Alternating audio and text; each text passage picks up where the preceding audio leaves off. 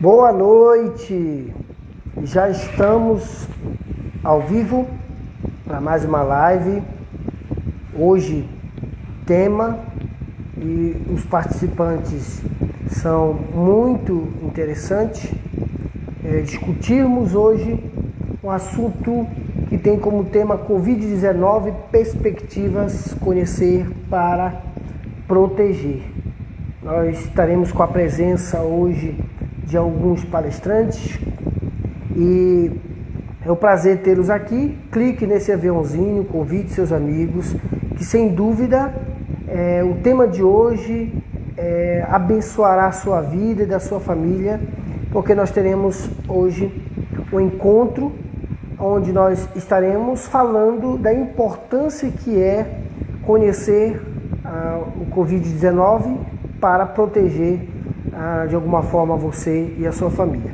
Então estamos com a presença confirmada da doutora Ana Cláudia, da doutora Charliana, da enfermeira Elizabeth e do reverendo pastor, desculpa a redundância, Benildo Veloso da Costa. Então, eu vou chamar a primeira pessoa para participar conosco, já nesse primeiro momento. A doutora Ana Cláudia fez residência médica em pediatria pela Fundação Santa Casa de Misericórdia do Pará, especialização em perícias médicas pelo IPOG, especialização em medicina do trabalho pelo SEBRAMP, trabalha na Fundação Pública Estadual Hospital de Clínicas Gaspar Viana e Fundação Santa Casa de Misericórdia. Ela está presente aqui conosco. Obrigado pela sua presença, doutora. Você tem de 7 a 10 minutos para falar um pouco do seu trabalho, da sua experiência nesse combate à Covid-19. Boa noite, eu agradeço também o convite para participar dessa live. Então, assim, eu me sinto honrada também de estar participando juntamente aí com a Elizabeth, a Charliana e o pastor Benildo. Então, assim, eu vou começar, vou falar bem rapidinho. Estou sendo ouvida, todo mundo está entendendo direitinho? Ok. Então, assim, eu vou falar aspectos gerais em relação ao Covid-19 e o tratamento. E, assim, todo mundo já está sabendo, a partir de março desse ano, começou pela Organização Mundial de Saúde, ela decretou pandemia. Então, o Covid-19 é uma infecção, é uma pandemia. Ele é chamado atualmente de SARS-CoV-2 ou Covid-19. Então, é um vírus que ele é altamente transmissível, tem uma transmissibilidade muito alta. Ele tem o seu período de transmissão, de incubação, entre 1 e 14 dias, em média 5 dias. É o período entre o contágio e a manifestação dos sintomas. Os seus principais sintomas são febre. Essa febre nem sempre está presente, mas geralmente em torno de 26% a 56% das pessoas ficam em estado subfebril, entre 37,5%. Tosse seca, 66% das pessoas têm. Coriza, uma minoria. Fadiga, mialgia, que é a dor no corpo. Dor na garganta, que é a odinofagia. Cefaleia, que é a dor de cabeça. Perda do paladar, é um dos sintomas, que é chamado de ageusia. E a perda do olfato, a anosmia. Então, assim, podem ter também outros sintomas, como diarreia, náusea e vômitos, e algumas erupções cutâneas na pele, como descoloração da ponta dos dedos e dos pés, tá? das mãos e dos pés. Em crianças, tem também sido descrito a doença de Kawasaki. Existem alguns fatores de risco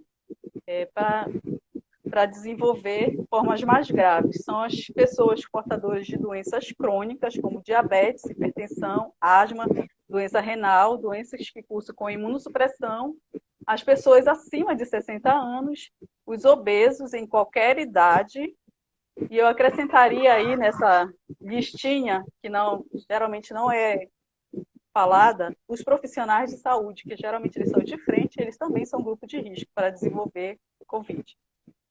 Os fatores de risco nas crianças são idade abaixo de 1 ano, desnutrição, obesidade, cardiopatias, pneumopatias, coagulopatias e doenças que cursam com imunossupressão. Então, como é que o coronavírus age? Então, a gente vai só tentar falar assim de uma forma bem simples, não acadêmica, de como é que ele age, com o entendimento da maioria das pessoas. No primeiro momento, esse vírus ele infecta a pessoa, né? Então ele consegue enganar o sistema de defesa inato dessa pessoa, de tal forma que ele consegue ficar se replicando e multiplicando por algum tempo sem ser reconhecido. A pessoa infectada, ela começa então com aqueles sintomas ditos gripais, né? Então dura em torno de 1 semana essa fase. Aí, quando então ele é reconhecido pelo organismo, e nesta, dependendo da quantidade de vírus e da liberação, que a gente chama de cascata de citocinas, que são substâncias inflamatórias liberadas pelo nosso organismo, podem desenvolver uma doença mais grave ou em 70% a 90% das pessoas, elas passam nessa fase tranquilamente, sem desenvolver nada mais grave. No entanto, nas pessoas predispostas, as do grupo de risco e as pessoas, algumas também que são rígidas, em torno mais ou menos de 8 a 10 dias, essa doença ela começa a apresentar, fazer com que a pessoa fique com hipóxia, que é a baixa oxigenação no sangue. Então, ela começa a lesionar os tecidos. Surge, nesse momento, alterações pulmonares. A tosse começa a ficar mais frequente, produtiva, juntamente com a falta de ar, que leva a pessoa à necessidade de oxigênio e suporte ventilatório de UTI. Tá? Isso gera o que nós chamamos de um processo inflamatório intenso, com estado de hipercoagulação, gerando trombos e coágulos no organismo, sendo o pulmão o órgão mais afetado. Por isso, a importância de conter a replicação viral, ou seja, o início dos sintomas. Não há, aí aqui a gente vai entrar já na questão do tratamento, não há tratamento comprovado específico para o Covid-19. O que existe são medicamentos que já têm comprovação de que diminuem a replicação viral do coronavírus in vitro, ou seja, em laboratório. Em alguns estudos já mostram, evidenciam que alguns medicamentos já diminuem in vitro, não in vivo, ainda não tem ainda esse estudo. Os mais conhecidos são a ivermectina, a nitazoxanida, a hidroxicloroquina, cloroquina e o Remdesivir. Este último, ele tem o seu uso limitado pelo alto custo e ainda porque não foi liberado ainda o seu uso no Brasil. Esses medicamentos geralmente são associados à azitromicina, que também tem uma ação anti-inflamatória e alguma ação antiviral. Outras medicações também são usadas, como a vitamina D e C, ácido fólico e zinco, que também tem demonstrado in vitro que diminui a replicação, e elas auxiliam, juntamente, elas são coadjuvantes, não especificamente. Elas podem ser tomadas, geralmente essas vitaminas, o ácido fólico e o zinco, já podem ser tomadas, inclusive antes ou durante a infecção. O ideal é que tome, inclusive, antes. Com exceção do Remdesivir, todas as medicações faladas, a ivermectina, a nitazoxanida, a hidroxicloroquina, cloroquina, a azitromicina, zinco e vitaminas, são medicações que têm seus efeitos colaterais já bem estabelecidos, tá? Pelo fato de elas já serem usadas para outros fins. O que não se tem comprovado é se, em vivo, elas têm o mesmo efeito que in vitro em relação ao Covid-19. No entanto, na prática, seu uso tem demonstrado que sim, e só o tempo vai dizer, né? Estamos falando de um redirecionamento do uso dessas drogas, mas drogas conhecidas. O que eu considero importante é não deixar o paciente entrar nessa cascata de citocinas, porque uma vez nela, não sabe como vai ser o desfecho dessa situação. Porque uma vez o processo inflamatório intenso, vai necessitar de outras medicações, como anticoagulantes, corticoides, antibióticos de largo espectro e outras medicações ainda também experimentais, em uso ainda não definido. Como é uma doença nova, então várias coisas estão sendo usadas, umas entram no tratamento, já entraram no tratamento, já saíram, já voltaram. Então, assim, são coisas que vai mudando, todo dia é uma atualização. Então, existem também outros antivirais que são usados, a maioria em pacientes internados, como lopinavir, ritonavir. Eu só vou citar, assim, eu não vou dizer doses de medicamento, porque isso é muito do médico, entendeu? Então, eu só estou dizendo quais são o arsenal que o médico pode usar. Estão usando, a princípio também, só para lembrar, em algumas situações, o oseltamivir, mas o oseltamivir ele não é para o COVID.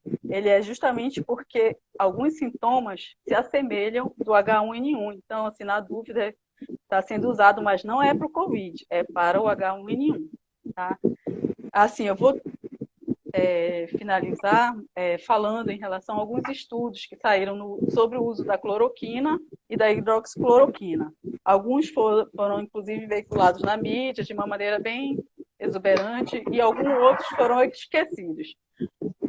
Um publicado em JAMA, em 11 de maio, agora, por Rosenberg, em Nova York. É um estudo observacional retrospectivo, ele usou 1.438 pacientes, e ele conclui que a hidroxicloroquina e a cloroquina não modificou o curso da doença e não deveria ser recomendada para estes pacientes. Só que o que não se foi falado foi que esses pacientes elegíveis para o estudo foram aqueles que necessitaram de internação, ou seja, de oxigenoterapia, alguns deles, inclusive, invasiva, com intubação. Então, realmente, nessa fase, o processo inflamatório já é muito grande, essas medicações realmente não podem não surtir efeito. Inclusive, até ser um malefeito, né? Na verdade, ter os seus efeitos colaterais mais exacerbados, porque o processo inflamatório já está muito grande. Então, essas drogas são de primeira linha. As drogas de segunda linha são pacientes já internados, já seriam outras corticóides, como eu falei. Outro estudo também foi em JAMA, esse de 24 de abril, que foi esse que ocorreu aqui em Manaus, sobre o uso da cloroquina, também foi publicado lá em JAMA. Eles começaram esse estudo, tiveram que suspender, porque as pessoas estavam morrendo pelo uso da cloroquina.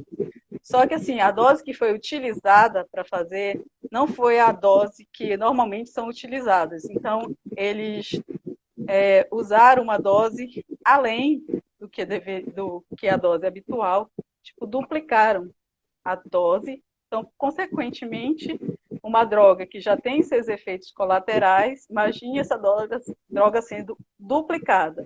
Então, foi o que aconteceu. E, assim, a gente também não viu ninguém falando sobre por que aconteceram as mortes, e sim só que aconteceram as mortes. Outro estudo publicado em 5 de abril, em Marselha, na França, esse também foi pelo pesquisador Didier, também foi um estudo observacional, retrospectivo, com 1.061 pacientes. Eles utilizaram a hidroxicloroquina associada à azitromicina precocemente e concluiu que a administração desta associação antes de complicações tem salvo vidas e está relacionada a baixo e raro desfecho desfavorável. Esse, possivelmente, ninguém ouviu falar, mas está lá, foi dia 5 de maio, pode pesquisar. Assim, outros estudos também foram feitos.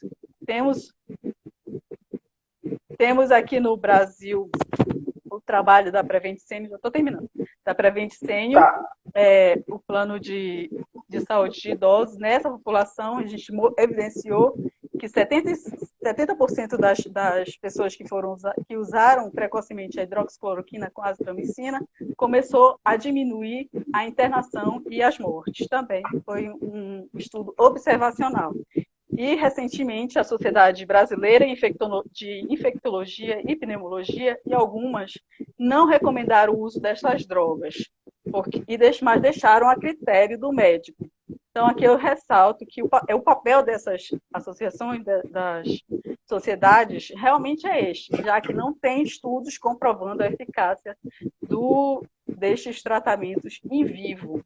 Então, assim, os estudos que valem são os estudos randomizados prospectivos duplo cegos. Então, assim, são estudos que eu vou pegar os grupos de pacientes duplo cego, que nem o pesquisador vai saber para que ele está dando, né? Aliás, nem o médico vai saber para que ele está dando, nem o paciente vai saber o que ele está tomando. É duplo cego. Prospectivo, eu vou analisar esse estudo para frente. Então, esses estudos levam tempo, ainda não tem como fazer nesse momento de pandemia. E, assim, o que eu só queria deixar assim, rapidamente, o que nós temos para o futuro? Vacinas estão em estudos. Então, era isso. Boa noite, muito obrigada. Obrigado, continue com a gente, doutora Ana Cláudia. Eu vou chamar agora a enfermeira Elizabeth, que também está aqui conosco. A enfermeira, pronto, já adicionando. É enfermeira e pós-graduanda em unidade de terapia intensiva e atua profissionalmente como técnica de enfermagem no Hospital Santa Casa de Misericórdia, no setor de Covid-19. Também estará participando conosco. Clique no aviãozinho, convide seus amigos. O tempo do Instagram é de 1 hora, então nós estamos aproveitando o máximo de tempo que nós temos com a presença agora da enfermeira Elizabeth. Está me ouvindo? Sim, pode falar. Sim, tá. Eu vou falar um pouco da transmissibilidade, né, do coronavírus. Não há nenhuma novidade, que as pessoas já sabem, nem a forma de transmissibilidade, mas assim, essa transmissibilidade, ela acontece de uma pessoa infectada, né, que transmite o vírus de forma direta, né, por meio de tosse, gotículas de saliva, espirro e coriza.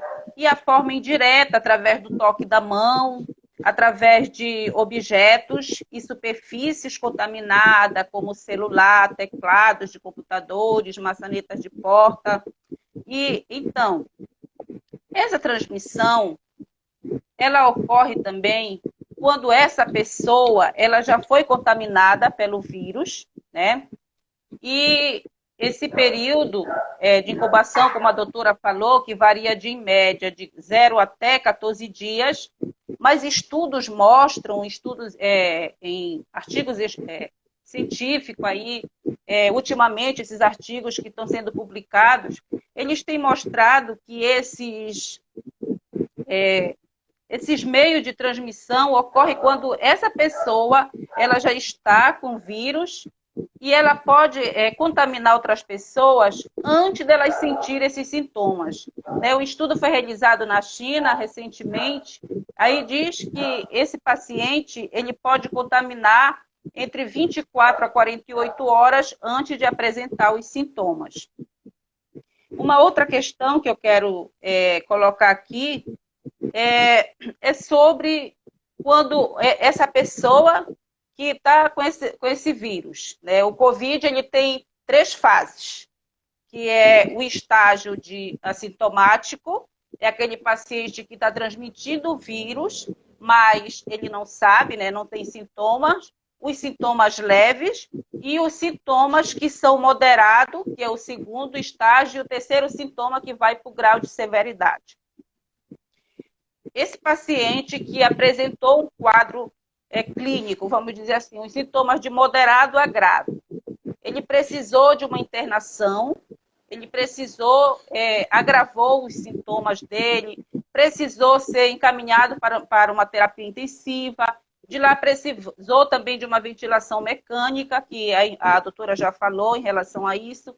Aí esse paciente recebeu alta, ele foi para a enfermaria, ele passou mais 10, mais 15 dias internado, esse paciente saiu de alta.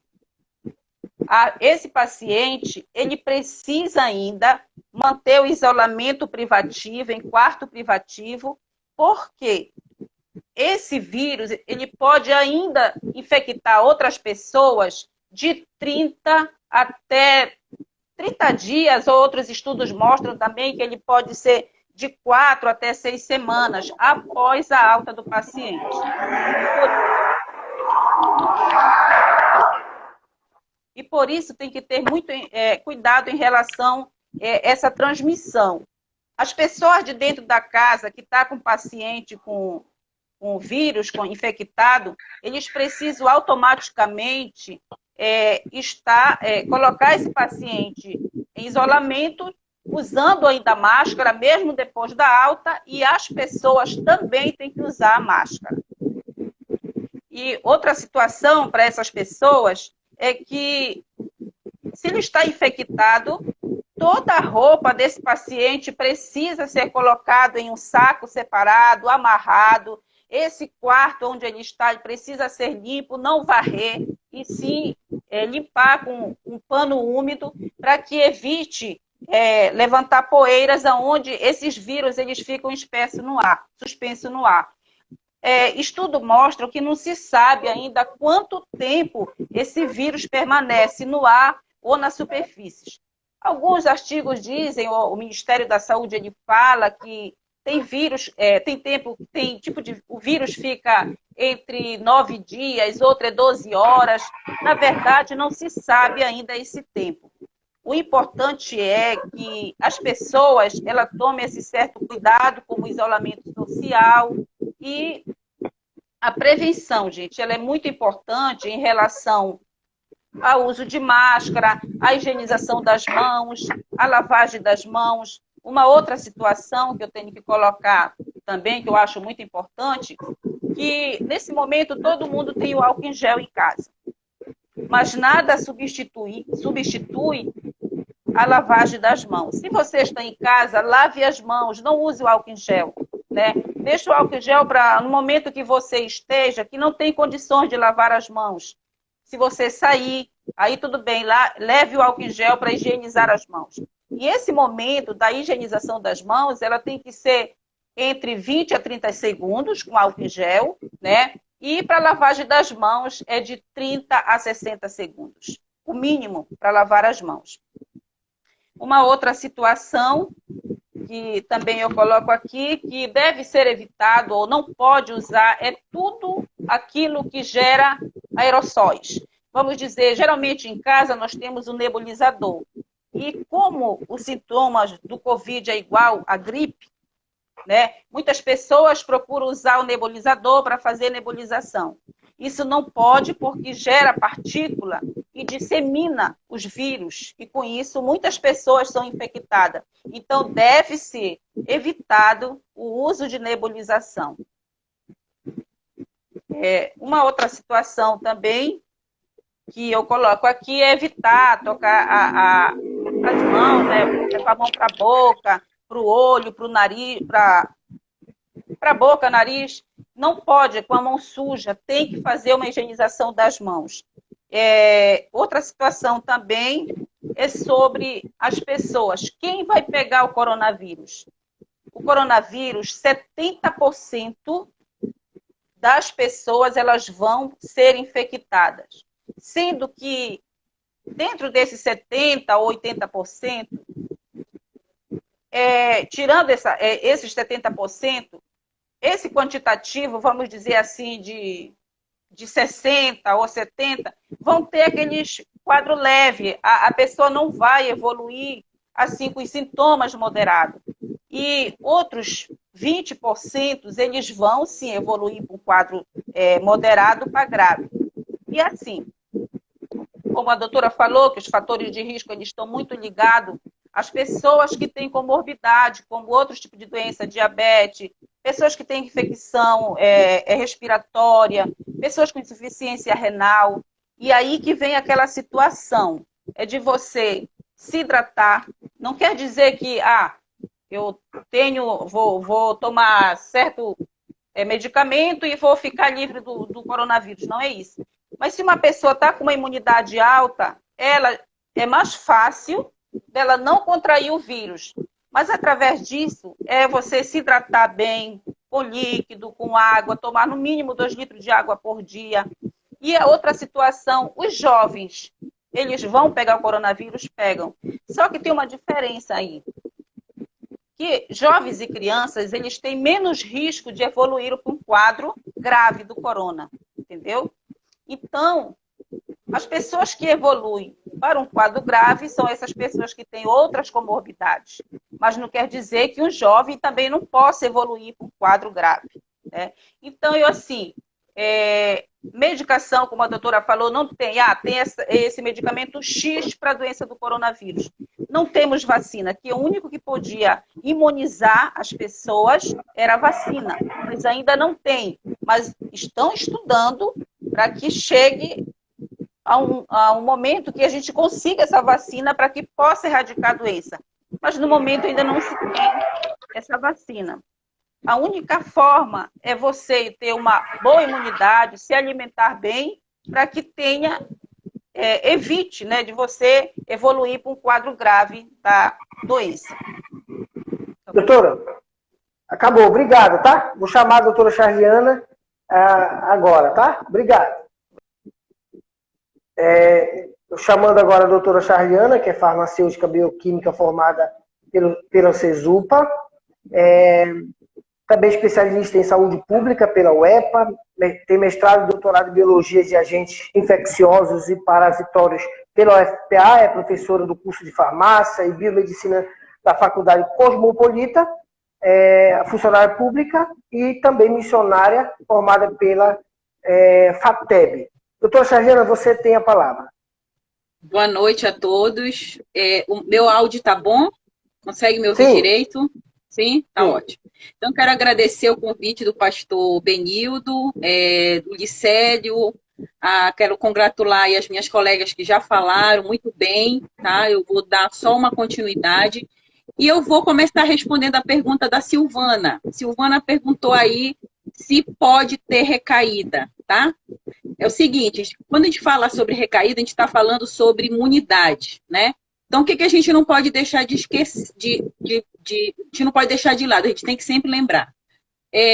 O Covid-19, né, é uma doença viral emergente, ou seja, ela não existia, ela não acometia o ser humano, e por isso, na pandemia, o que aconteceu? Milhares e milhares de pessoas doentes, porque nós não temos proteção orgânica.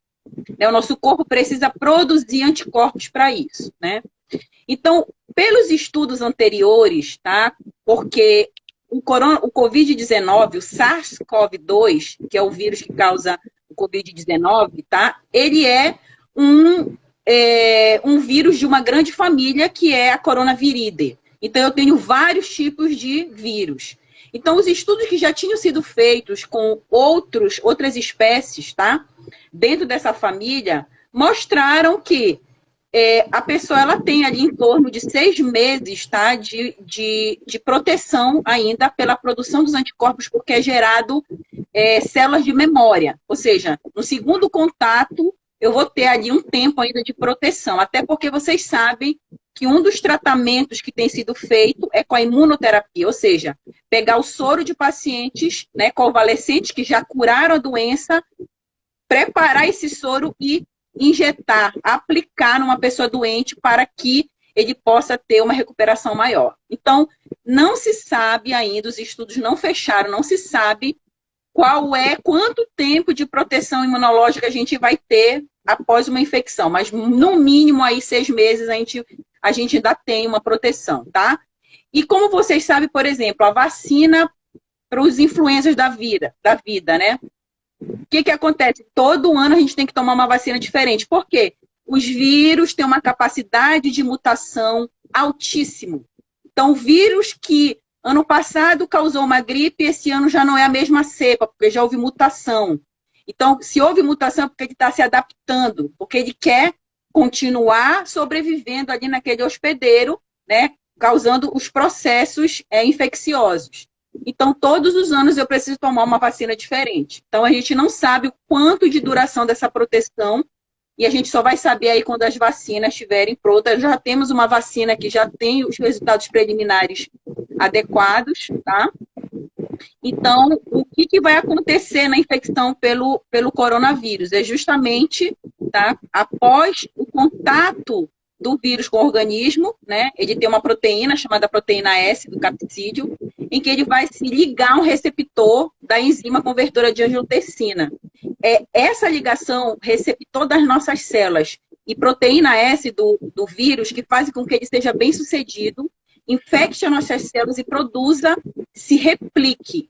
E esse período é o período de incubação. O que é o período de incubação? É aquele que vai desde o momento que você se infectou até o início dos primeiros sintomas. Nesse intervalo, que a média mais ou menos aí pelos estudos é 5, 6 dias, tá?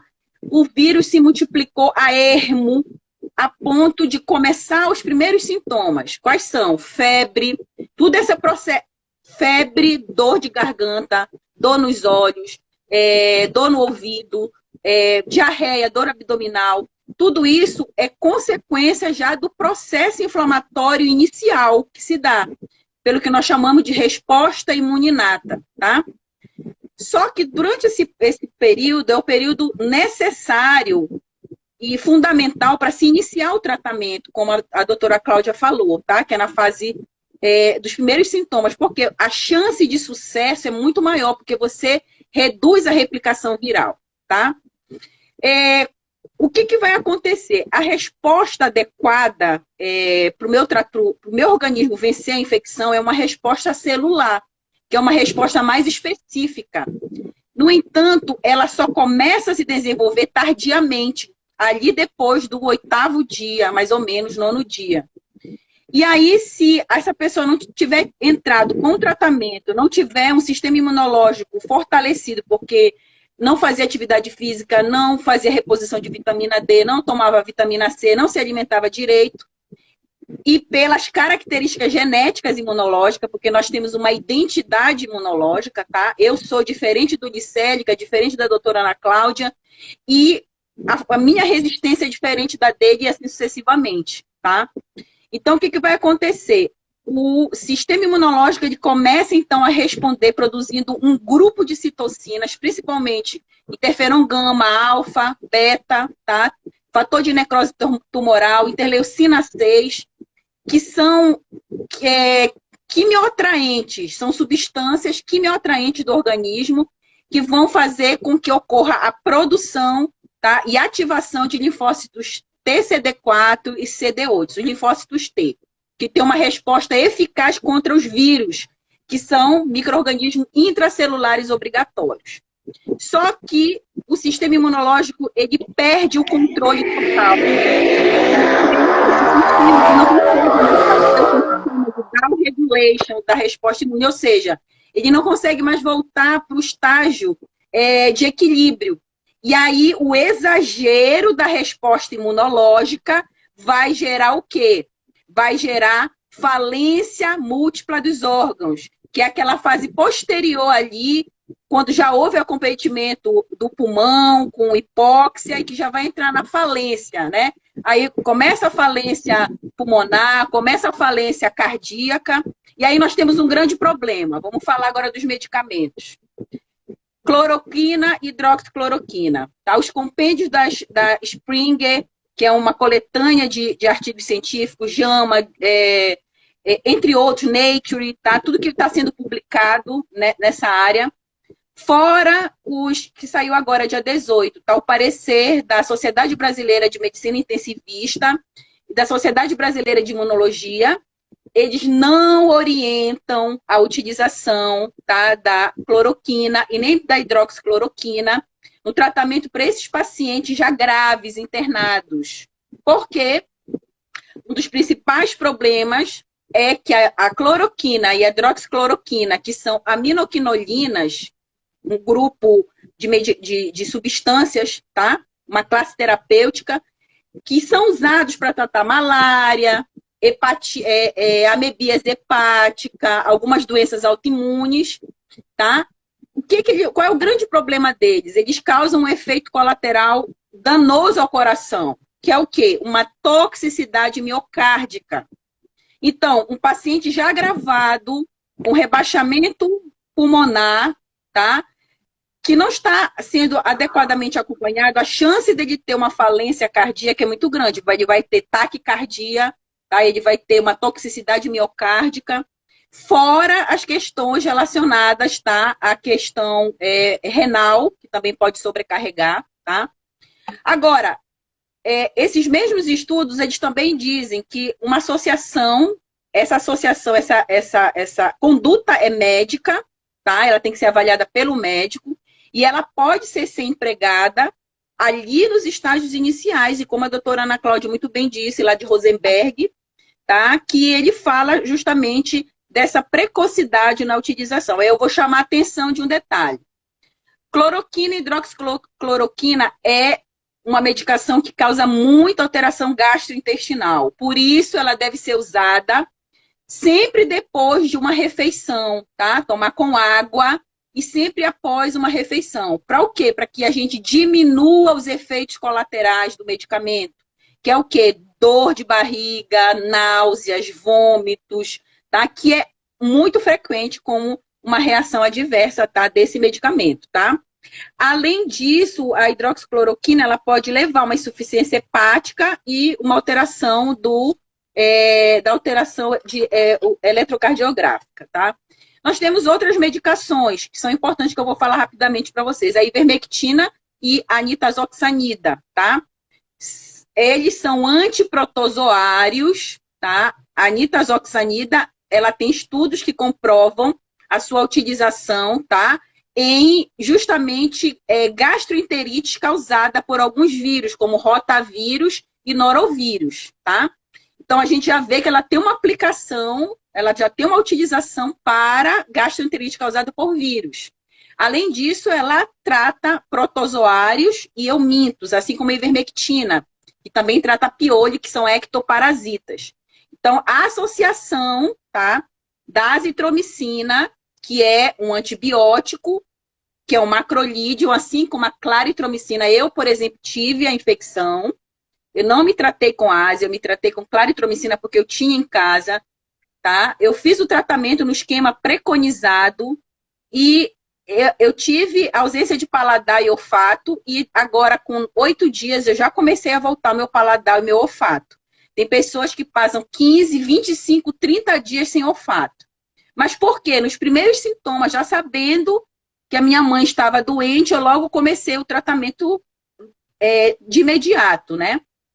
Eu tive também um episódio de diarreia, dor de garganta, dor no ouvido, só não tive alterações visuais, que alguns estudos mostram que o vírus ele causa alteração na retina dos pacientes, e não se sabe se isso é permanente ou não, tá?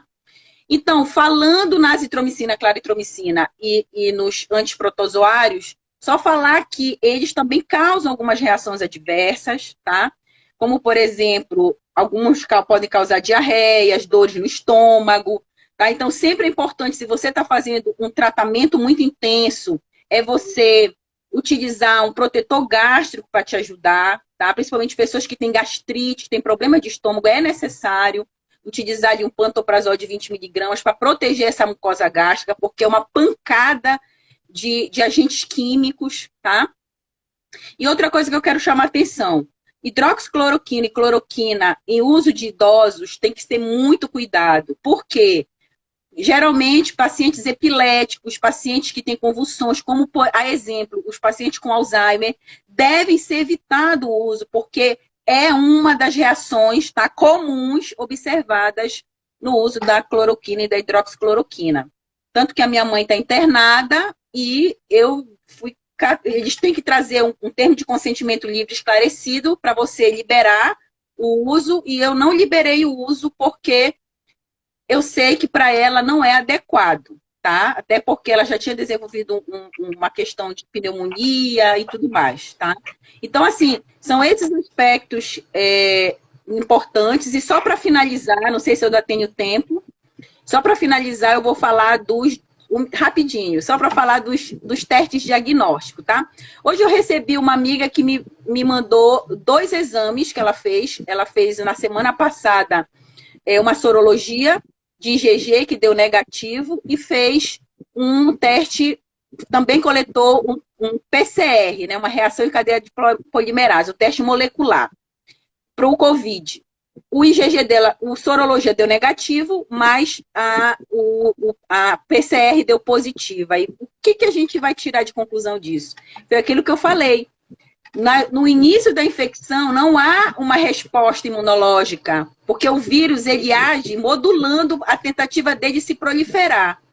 Então, nesse tempo, não há soroconversão. Então, um diagnóstico sorológico não é o mais ideal. Agora, se eu faço um raspado, um suave de orofaringe, tá? Ou de nasofaringe, eu vou ter uma quantidade grande de vírus e eu vou separar, eu vou conseguir detectar o genoma do vírus. E aí, mesmo sem sinais e sintomas, eu vou ter um resultado positivo, tá? Então, pode acontecer, sim, um diagnóstico sorológico negativo e uma PCR positiva. Ok? Obrigado, Muito doutora. obrigada. Obrigado, continue Eu com a que gente. agradeço. Agora eu vou chamar o reverendo Benildo Veloso da Costa, que é pastor, professor e diretor-geral do Seminário Teológico Batista Equatorial e também psicólogo, que agora, nesse momento, traz o uso da palavra nesse caso aqui, da live específica sobre o Covid-19. Estamos só aguardando ele aqui. Nós vamos salvar a live e depois você vai poder assistir, tá bom? E é um prazer tê-los aqui conosco. Muito obrigado pela presença de vocês. Estamos só aguardando o ok dele aí. Pastor também da Primeira Igreja Batista em Canudos, o reverendo Benildo Veloso da Costa. Qual a palavra? Ok, Olicélio, está dando para ouvir a minha voz? Sim, senhor. Sim. Beleza. Então, primeiramente, professor, meu querido colega, mestre, professor Olicélio, obrigado pela sua prontidão aí de coordenar essa live, que para mim tem sido muito esclarecedora pelas minhas predecessoras, a doutora Elizabeth, doutora Ana Cláudia e doutora Charliana. Então, foi muito bom ouvir. E quero deixar também, professor Licélio, a minha contribuição aqui como pastor, como psicólogo também. Neste período, eu estou olhando aqui, no dia 11 de março, a Organização Mundial de Saúde, a OMS, ela declarou que nós estávamos diante de uma pandemia desse vírus, da família coronavírus, que provoca o Covid-19, que já foi falado aí. Então, eu estou vendo aqui o tempo, já são 68 dias que nós estamos nesse estado de pandemia, aí deflagrado pela Organização Mundial de Saúde. E como resultado de tudo isso, as pessoas, então, foram obrigadas a mudarem as suas rotinas, a adquirirem novos hábitos, né? O lockdown aí, bloqueio total, como nós estamos, é uma situação inédita aí de confinamento em casa e também de distanciamento social entre as pessoas, justamente por causa de um vírus. E isso em pleno século XXI, que caberia aí no enredo dos romances distópicos ou de filmes apocalípticos de ficção científica. Mas, na realidade, estamos vivendo uma verdade, uma pandemia. Essa trama, ela pode vir recheada de desconfortos, de situação de estresse, de desequilíbrio emocional e, quiçá, de alguma neurose. Então, é preciso prestar muita atenção e cuidar da saúde no dia a dia, da saúde emocional também, da saúde mental. A situação vivida, não somente aqui no Brasil, mas em todo o planeta, era impensável há poucos meses, quem sabe, por causa do domínio absoluto aí da ciência e também da disponibilidade de tecnologias para, inclusive, deter as doenças. A nossa geração, ela estava muito vaidosa de que não experimentaria riscos de morte em massa, como ocorreu no passado. Só que a natureza agora impõe uma nova realidade. a situação nos desequilibra, mexe a fundo com o bem-estar e abala as relações entre as pessoas. Né? E eu destaco aqui, por exemplo, nesse momento de isolamento, a questão da interação e do conflito. As tecnologias, elas viabilizam o teletrabalho, como esse que nós estamos fazendo, de oferecer orientações às pessoas, compras, diversões. Às vezes não é preciso sair de casa, a gente manda um delivery trazer, né? Mas tudo isso não contornaram os problemas da interação humana. Eu já vi gente dizer que já abusou de ver a cara da esposa 24 horas por dia. E já estava querendo que acabasse a pandemia para ela ir trabalhar ou ele ir trabalhar porque não aguenta mais. Né? Então, como é que nós vivemos esse momento de isolamento aí, tanto tempo, no mesmo lugar? Outro fato que eu destaco aí, professor Licélio e as pessoas que estão ouvindo aí, é o excesso de notícias. Além do vírus, as pessoas precisam estar atentas também, não somente para o vírus, mas para outras adversidades do cotidiano em tempo de pandemia. Ou seja, não se afogue em informações, mudando de telejornal de um para o outro, constantemente. Isso gera ansiedade, angústia e sofrimento emocional. O excesso de exposição ao noticiário sobre o Covid-19, especialmente em telejornais sensacionalistas, isso pode ser prejudicial. Então, cuidado com a veiculação dessas notícias, e às vezes de notícias falsas, de fake news nas redes sociais. Apesar das dificuldades impostas pela reclusão, pelo isolamento vertical e horizontal, dos riscos de superexposição midiática ao novo coronavírus e das possibilidades reais de contaminação, como a doutora Elizabeth falou, aí, e o alastramento da Covid-19, essa pandemia que nós estamos vivendo, ela não terá um desfecho de romances distópicos, como eu falei no início. E oxalá, com a bênção de Deus e a graça de Deus, possamos chegar logo ao final dessa pandemia, não com um desfecho de romances distópicos. Então, o que eu digo é, não tenha medo. Tome precaução, sim. Tome cuidado. As distopias, elas acabaram no passado. E acabaram por quê? Por causa do ímpeto humano de enfrentá-las, das resiliência do ser humano em enfrentá-las. O isolamento, o ser humano é um ser social por natureza. Esse isolamento social em si, ele deve ser visto como a causa de um sofrimento emocional, né? E também como um deflagrador aí de um sentimento que estava latente, já estava em nós, todavia obscurecido pela sensação irrefletida de não solidão, mas estava lá, na alma, no íntimo, no inconsciente. Então, nós precisamos manter um equilíbrio. E aí eu dou algumas dicas. Tome cuidado com o excesso de informações. Não fique conectado o tempo todo com notícias negativas. Filtre a quantidade e a fonte de informações. Cuide do corpo. Pratique exercícios. Não fique só em casa deitado, comendo hambúrguer, tomando refrigerante, não pegando sol. Tome as vitaminas aí, o complexo de AZ com vitamina D3, mas pegue o solzinho também. Eu quero saber como é que nós vamos estar depois dessa pandemia. Já são 60 dias aí.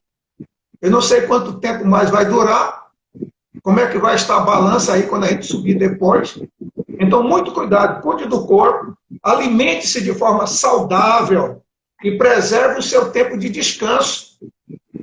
Tem gente que não tem mais agenda, trocou a noite pelo dia, ele não tem um compromisso mais no dia seguinte, de manhã cedo, de acordar para ir para o trabalho, para ir para o colégio, então a pessoa vai à noite acordado. E acorda a altas horas do dia, o almoço já vira janta, e a janta eu não sei o que é que vira mais. Então, tome cuidado com isso daí. Estabeleça horários para trabalho, para lazer, para autocuidado. Conecte-se com pessoas, aproveitando a facilidade da tecnologia. Estamos usando aqui uma tecnologia, o Instagram, para fazer essa live. Então aproveite aí para conversar com amigos, familiares, através das redes sociais. Faça coisas que você gosta. Ouvir músicas, gospel, ler um bom livro, assistir um filme. Aproveitar esse tempo disponível aí de reclusão, de isolamento. Tenha agora a atenção redobrada com o excesso das informações, como eu falei. Como esse bombardeio de informações, temores, apreensões, podem se intensificar. Busque, então, informações no máximo 2 vezes por dia. Evite assistir esses vários telejornais tendenciosos aí. Então, há várias coisas que a gente pode colocar aqui. Mas o certo, professor, é que o equilíbrio é a chave de tudo. Para a saúde, para o bem-estar do indivíduo, é necessário que ele distribua bem o seu tempo. Eu queria aqui, professor Ulisélio, e as pessoas que estão nos ouvindo aí, que estão interagindo na nossa live, deixar uma palavra baseada no Salmo de número 90. A palavra de Deus diz que aquele que habita no esconderijo do Altíssimo, à sombra do Onipotente descansará. Direi do Senhor, Ele é o meu Deus, o meu refúgio, a minha fortaleza, e nele confiarei. Então, você que nos ouve nesta live, pegando todas essas informações de conhecimento para proteção, busque o refúgio também em Deus, e você estará plenamente seguro. Esse salmo vai dizer que é Ele que nos livra. Diz que Ele nos livra do laço do passarinheiro, que Ele nos livra também da peste perniciosa. Está aí no versículo 3, a parte B. Que Ele livra amorosamente e eficazmente, o verso 4. Diz, Ele te cobrirá com as suas penas, e debaixo das suas asas te confiarás. A sua verdade será escudo e broquel. Então busque aí esse livramento eficaz e amoroso em Deus. O verso 5 diz que Ele nos livrará dos terrores que assaltam a nossa alma. Tem gente que, além do coronavírus, está adoecendo também emocionalmente. A alma está doente agora, não somente o corpo. A Bíblia diz, não terás medo do terror da noite, nem da seta que voa ao meio-dia. Ele nos livra dos perigos visíveis e invisíveis. Olha o que diz o verso 6. Nem da peste que anda na escuridão, e nem da mortandade que assola ao meio-dia. Então, esse vírus que está assolando, essa peste que assola ao meio-dia, e livra-nos de forma singular, versos 7 e 8, 1000 cairão ao teu lado, 10.000 à tua direita, mas tu não serás atingido. Somente com os teus olhos contemplarás e verás a recompensa do ímpio. Então, é um salmo de proteção. E este número aqui, de maneira poética, 1000 e 10.000, não se refere a uma forma quantitativa, exatamente numérica, mas é uma proteção absoluta de que Deus nos livre, de que Deus realmente Ele nos guarda. Então, se refugie nele, meu querido irmão, meu querido amigo que está participando desta live.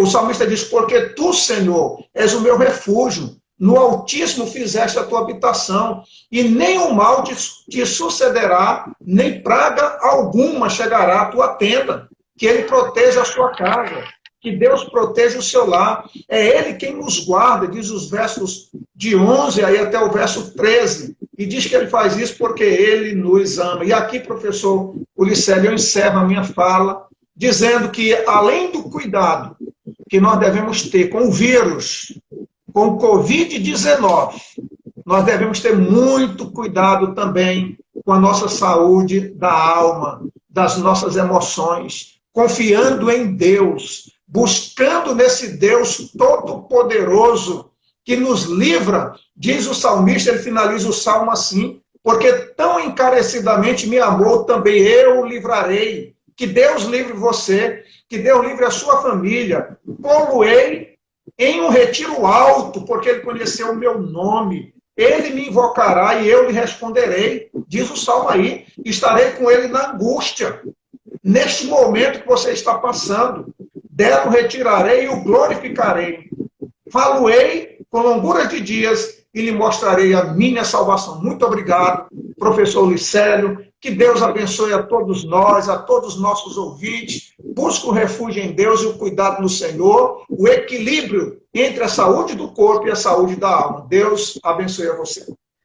Pastor Benedito, continue aí. Eu vou só passar informações aqui. Você que está nos assistindo, depois você pode divulgar essa live, porque eu estarei disponibilizando no Instagram e também no YouTube. Eu vou rapidamente reprisar aqui o que foi dito.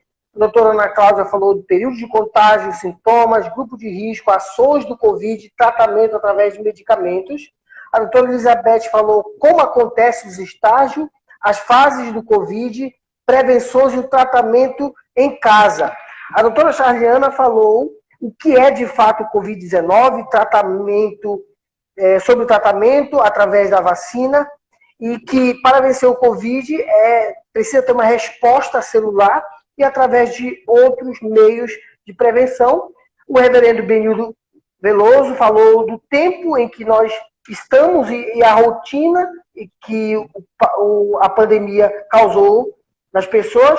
Falou da importância da saúde mental e emocional, falou das consequências trazidas pelo Covid-19, sobre os meios de comunicações perigosas, palavra de ânimos aos ouvintes e deu a palavra através do Salmo 90. Então você vai poder acompanhar, pastor, o senhor tem 2 minutos para orar pelos nossos ouvintes e por aqueles que irão ouvir novamente. Obrigado à presença de todos.